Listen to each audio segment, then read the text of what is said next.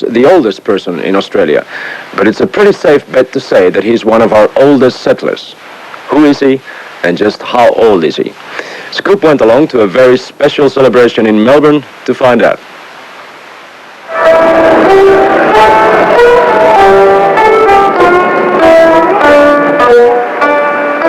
Mr. Louey Hay has been using this route now for 30 years. That's a long time, and you might say a long enough working life for anyone. But Mr. Louey is different. He's been using the route for 30 years since the last time he was in China. And he had used it for 30 years before that, either trundling vegetables in a cart between Fitzroy, Victoria and South Melbourne markets, or making cabinets in Lonsdale Street, giving unexpected demonstrations of his kung fu ability to the young boys who tried to pull his pigtail as he went about his work. Mr. Louey has seen nearly a century of Melbourne's life, nearly because Mr. Louey came to Melbourne when he was 24. That was in 1899, and now he's only 106 years old.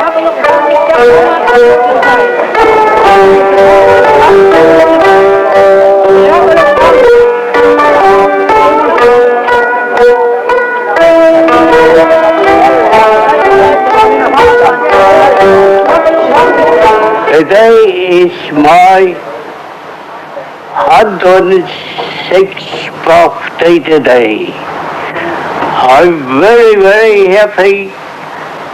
Very, very happy. Yeah.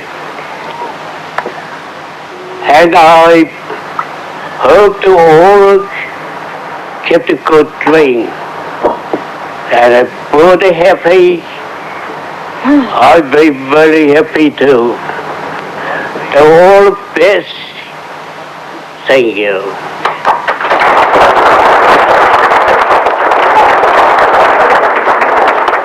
Mr. Louey's 106th birthday was a testimonial in many ways. Community leaders paid their respects to the head of one of Melbourne's most notable Chinese families.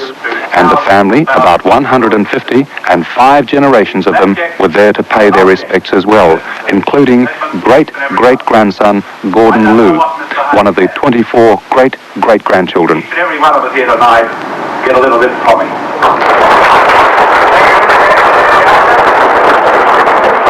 I think it's nice, yes, and it's incredibly reached the site, and I reckon it's been like 150 years. He's a wonderful, wonderful man. The celebration was also a tribute to rice and vegetables, because it's those 2 ingredients that Mr. Louey says are responsible for his long life and good health. Rice and vegetables have also played a large part in the fortunes of the Louey family, as the Tien Sin restaurant where these celebrations were held was started by Mr. Louey and is still run by his grandsons. Although his hearing isn't what it used to be, Mr. Louey is remarkably fit and agile, and there's certainly nothing wrong with his memory. You know, the communists, they're coming. I have to learn to be. I know what they did, policy. No good to me. Have to, you know, take my property, take my house. What I do? Now I take my whole family coming here. Now, how many grandchildren I got? I'll be very happy now. With a constitution that a man of 50 would be proud of, age is no barrier to Mr. Louey's happiness, and it looks like the Tien Sin will be the scene of many more of Louey Hay's birthday parties.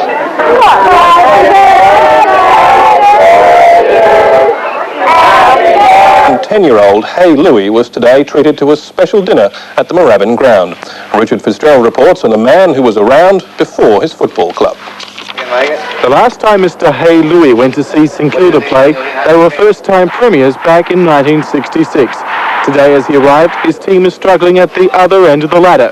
The stairs up to the sponsors' dining room were only a small challenge. Once at the top, there was a warm welcome from other dinner guests.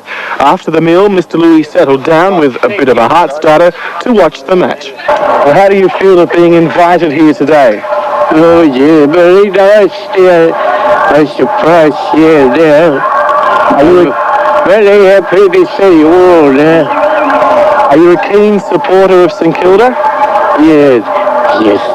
Mr. Louey came to Australia in 1901, and at 110 years old, he's even older than the VFL itself. And while in all those years, this supporter has only seen the Saints with one premiership, he says he'll do his best to make sure he sees their second. Richard Fitzgerald for Eyewitness News. Talk about hanging on. To hand down. Hay Louey, a Chinese immigrant who landed in Australia as a young man 86 years ago. Jim Brown joined the Chinese and European mourners who paid their last respects to a remarkable man. The funeral for Melbourne's oldest citizen was short and simple. Born in Canton in 1876, Hay Louey came to Australia to settle in 1901. He later became a restaurateur and was active in this trade until well into his 90s. Eyewitness News went with him last year, his 110th winter, to watch his beloved St Kilda football team. Nursing his only vice, an occasional Johnny Walker on the rocks, the old man showed he'd lost none of his love for life. Well, how do you feel at being invited here today? Oh, yeah, very nice. I'm surprised here there. I'm very happy to see you all there. One of his great-grandchildren told me he would have been tickled pink to have television cameras turn up to his farewell. And what a farewell. Before the usual post-funeral celebrations, gifts from the Louey family to the mourners before leaving for the cemetery by the bus lane. Hay Louey will be sadly missed by his Chinese and European friends who turned out to mark the passing of a well-respected man who at the age of 111 had lived through it all. Jim Brown, Eyewitness News. Who devised it lived to be 111. As Ian Baker reports, the passing of Hay Louey from Melbourne's Chinese community was sad for all who knew the man, yet heartening for all who loved Chinese food and Scottish drink. In Australia's second biggest city, they closed their doors today and gathered in strength to mark the passing of a man who came from Canton in 1901 to look for work. Settling in Melbourne, Hay Louey dropped his trade of cabinet making to stand behind vegetable stalls in the markets and later to run Victoria's first licensed Chinese restaurant. His passing was mourned in a telegram from the Taiwan government, as Hay Louey was a lifelong opponent of communism. He was always worried that the Chinese would come to Australia, I suppose, and take over. It really worried him. Hay Louey was a family man. 1 son, 9 grandchildren, 29 great-grandchildren, and 10 great-great-grandchildren. The cortege paused at his house near the markets for the Joss ceremony, burning the things he'll need in the next world, money and provisions. And I'm able to tell you the secret of his longevity. Apparently he ate Chinese food. Of course he ate Chinese food all his life for robust good health. He never took any medication, except for the occasional dose of a certain black label scotch.